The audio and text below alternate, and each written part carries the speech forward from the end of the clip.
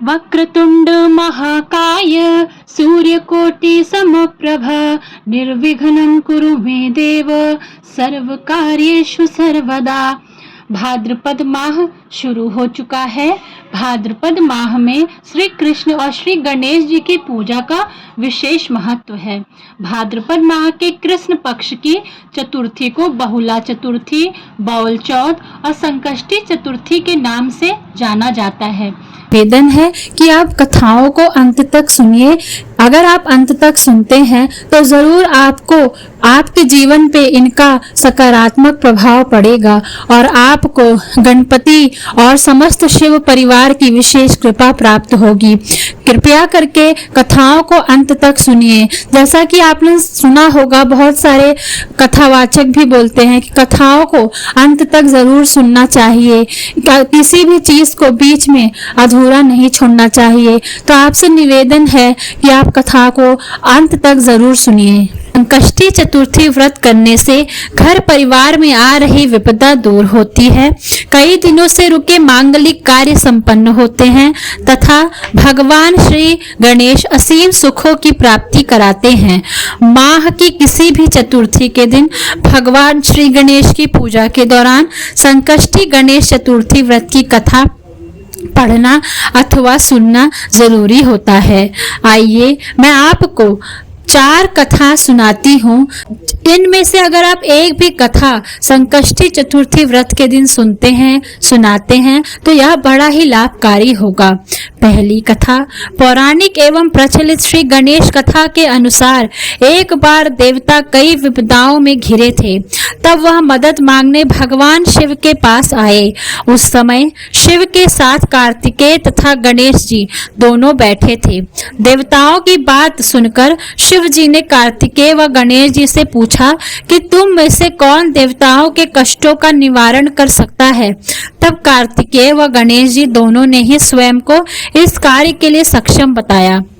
इस पर भगवान शिव ने दोनों की परीक्षा लेते हुए कहा कि तुम दोनों में से जो सबसे पहले पृथ्वी की परिक्रमा करके आएगा वही देवताओं की मदद करने आए जाएगा। भगवान शिव के मुख से यह वचन सुनते ही कार्तिकेय अपनी मावाहन मोर पर बैठकर पृथ्वी की परिक्रमा के लिए निकल गए, परंतु गणेश जी सोच में पड़ गए कि वह चूहे के ऊपर चढ़कर सारी पृथ्वी की परिक्रमा करेंगे तो इस कार्य में उन्हें बहुत समय लग जाएगा। तभी उन्हें एक उपाय सूझा। गणेश जी अपने स्थान से उठे और अपने माता पिता की 7 बार परिक्रमा करके वापस बैठ गए। परिक्रमा करके लौटने पर कार्तिकेय स्वयं को विजेता बताने लगे। तब शिव जी ने गणेश जी से पृथ्वी की परिक्रमा न करने का कारण पूछा। तब गणेश ने कहा, माता पिता के चरणों में ही समस्त लोक है। यह सुनकर भगवान शिव ने गणेश जी को देवताओं के संकट दूर करने की आज्ञा दी। इस प्रकार भगवान शिव ने गणेश जी को आशीर्वाद दिया कि चतुर्थी के दिन जो तुम्हारा पूजन करेगा और रात्रि में चंद्रमा को अर्घ्य देगा उसके तीनों ताप यानी दैहिक ताप, दैविक ताप तथा भौतिक ताप दूर होंगे। इस व्रत को करने से व्रताधारी के सभी तरह के दुख दूर होंगे और उसे जीवन के भौतिक सुखों की प्राप्ति होगी। चारों तरफ से मनुष्य की सुख समृद्धि बढ़ेगी, पुत्र पौत्रादि धन ऐश्वर्य की कमी नहीं रहेगी। दूसरी कथा एक समय की बात है। राजा हरिश्चंद्र के राज्य में एक कुम्हार था। वह मिट्टी के बर्तन बनाता, लेकिन वे कच्चे रह जाते थे। एक पुजारी की सलाह पर उसने इस समस्या को दूर करने के लिए एक छोटे बालक को मिट्टी के बर्तन के साथ आवा में डाल दिया। उस दिन संकष्टी चतुर्थी का दिन था। उस बच्चे की माँ अपने बेटे के लिए परेशान थी। उसने गणेश जी से बेटे की कुशलता की प्रार्थना की। दूसरे दिन जब कुम्हार ने सुबह उठकर देखा तो आवा में उसके बर्तन तो पक गए थे, लेकिन बच्चे का बाल भी बांका नहीं हुआ था। वह डर गया और राजा के दरबार में जाकर सारी घटना बताई। इसके बाद राजा ने उसे बच्चे और उसकी माँ को बुलाया तो माँ ने सभी तरह के विघ्न को दूर करने वाली संकष्टी चतुर्थी का वर्णन किया। इस घटना के बाद से से महिलाएं संतान और परिवार के सौभाग्य के लिए संकष्टी चतुर्थी व्रत करती हैं। तीसरी कथा।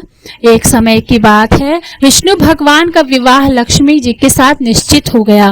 विवाह की तैयारी होने लगी। सभी देवताओं को निमंत्रण भेजे गए, परंतु गणेश जी को निमंत्रण नहीं दिया गया। कारण जो भी रहा हो, जब अब भगवान विष्णु की बारात जाने का समय आ गया, सभी देवता अपने पत्नियों के साथ विवाह समारोह में आए। उन सब ने देखा कि गणेश जी कहीं दिखाई नहीं दे रहे हैं। तब वे आपस में चर्चा करने लगे कि क्या गणेश जी को न्योता नहीं है या स्वयं गणेश जी ही नहीं आए। सभी को इस बात पर आश्चर्य होने लगा। तब सबने विचार किया कि विष्णु भगवान से ही इसका कारण पूछा जाए। विष्णु भगवान से पूछने पर उन्होंने कहा कि हमने गणेश जी के पिता भोलेनाथ महादेव को न्योता भेजा है। यदि गणेश जी अपने पिता के साथ आना चाहते हैं तो आ जाते, अलग से न्योता देने की कोई आवश्यकता नहीं है। दूसरी बात यह है कि उनको 1.25 मन मूंग, 1.25 मन चावल, 1.25 मन घी और 1.25 मन लड्डू का भोजन दिन भर में चाहिए। यदि गणेश जी नहीं चाहेंगे तो कोई बात नहीं, दूसरे के घर जाकर इतना सारा खाना पीना अच्छा भी नहीं लगता। इतनी वार्ता कर ही रहे थे कि किसी ने एक सुझाव दिया, गणेश जी आ भी जाएं तो उनकी द्वारपाल बनाकर बैठा देंगे कि अगर आप घर की याद रखना, आप तो चूहे पर बैठकर धीरे धीरे चलोगे तो बारात से बहुत पीछे रह जाओगे। यह सुझाव भी आप सबको पसंद आ गया तो विष्णु जी भगवान ने भी अपनी सहमति दे दी। होना क्या था, इतने में गणेश जी वहां आ पहुंचे और उन्हें समझा बुझाकर घर की रखवाली करने बैठा दिया। बारात चल दी। तब नारद जी ने देखा कि गणेश जी तो दरवाजे पर ही बैठे हैं, तो वे गणेश जी के पास गए और रुकने का कारण पूछा। गणेश जी कहने लगे कि विष्णु भगवान ने मेरा बहुत अपमान किया है। नारद जी ने कहा कि आप अपनी मूषक सेना को आगे भेज दें तो वह रास्ता खोद देगी, जिससे उनके वाहन धरती में धंस जाएंगे। तब आपको सम्मान पूर्वक बुलाना पड़ेगा। अब तो गणेश जी ने अपने मूषक सेना जल्दी से आगे भेज दी और सेना ने जमीन पोली कर दी। जब बारात वहां से निकली तो रथों के पहिए धरती में घुस गए। लाख कोशिश करें परंतु पहिए नहीं निकले। सभी ने अपने अपने उपाय, परंतु पहिए तो नहीं निकले, बल्कि जगह जगह से टूट गए। किसी की समझ में नहीं आ रहा था कि अब क्या किया जाए। तब तो नारद जी ने कहा, आप लोगों ने गणेश जी का अपमान करके अच्छा नहीं किया। यदि उन्हें मना कर लाया जाए तो आपका कार्य सिद्ध हो सकता है और यह संकट टल सकता है। शंकर भगवान ने अपने दूत नंदी को भेजा और वे गणेश जी को लेकर आए। गणेश जी का आदर सम्मान के साथ पूजन किया। तब कहीं रथ के पहिए निकले। अब रथ के पहिए निकल तो गए परंतु वे टूट फूट गए। वो उन्हें सुधारे कैसे? पास के खेत में खाती काम कर रहा था, उसे बुलाया गया। खाती अपना कार्य करने के पहले श्री गणेशाय नमः कहकर गणेश जी की वंदना मन ही मन करने लगा। देखते ही देखते खाती ने सभी पहियों को ठीक कर दिया। तब खाती कहने लगा कि हे देवताओं, आपने सर्वप्रथम गणेश जी को नहीं मनाया होगा और ना ही उनकी पूजन की होगी, इसलिए तो आपके साथ यह संकट आया है। हम तो मूर्ख अज्ञानी हैं, फिर भी पहले गणेश जी को पूजते हैं, उनका ध्यान करते हैं। आप लोग तो देवता गण हैं, फिर भी आप गणेश जी को कैसे भूल गए? अब आप लोग भगवान श्री गणेश जी की जय बोलकर जाएं तो आपको सब काम बन जाएंगे और कोई संकट भी नहीं आएगा। ऐसा कहते हुए बारात वहां से चल दी और विष्णु भगवान का लक्ष्मी जी के साथ विवाह संपन्न करा के सभी सकुशल घर लौट आए। हे गणेश जी महाराज, आपने विष्णु को जैसा कारज सारियो ऐसा कारज सबको सिद्ध कर जो। बोले गजानन भगवान की जय, गौरी पुत्र गणेश की जय। चौथी कथा। श्री गणेश चतुर्थी व्रत की पौराणिक कथा के अनुसार एक बार भगवान शिव तथा माता पार्वती नर्मदा नदी के किनारे बैठे थे। वहां माता पार्वती ने भगवान शिव से समय व्यतीत करने के लिए चौपड़ खेलने को कहा। शिव चौपड़ खेलने के लिए तैयार हो गए, परंतु इस खेल में हार जीत का फैसला कौन करेगा, यह प्रश्न सुन के समक्ष Who is that black sheep? आओ आओ, सुपर। समक्ष उठा तो भगवान शिव ने कुछ तिनके एकत्रित कर उसका एक पुतला बनाकर उसकी प्राण प्रतिष्ठा कर दी और पुतले से कहा, बेटा, हम चौपड़ खेलना चाहते हैं, परंतु हमारी हार जीत का फैसला करने वाला कोई नहीं है, इसलिए तुम बताना कि हम दोनों में से कौन हारा और कौन जीता। इसके बाद भगवान शिव और माता पार्वती का चौपड़ खेल शुरू हो गया। यह खेल 3 बार खेला गया। संयोग से तीनों बार पार्वती जी जीत गईं। खेल समाप्त होने के बाद बालक से हार जीत का फैसला करने के लिए कहा गया, तो उस बालक ने महादेव को विजयी बताया। यह सुनकर माता पार्वती क्रोधित हो गईं और क्रोध में उन्होंने बालक को लंगड़ा होने, कीचड़ में पड़े रहने का श्राप दे दिया। बालक ने माता पार्वती से माफी मांगी और कहा कि यह मुझसे अज्ञानतावश ऐसा हुआ है, मैंने किसी द्वेष भाव में ऐसा नहीं किया। बालक द्वारा क्षमा मांगने पर माता ने कहा, यहाँ गणेश पूजन के लिए नाग कन्याएं आएंगी, उनके कहे अनुसार तुम गणेश व्रत करो, ऐसा करने से तुम मुझे प्राप्त करोगे। यह कहकर माता पार्वती शिव के साथ कैलाश पर्वत पर चली गई।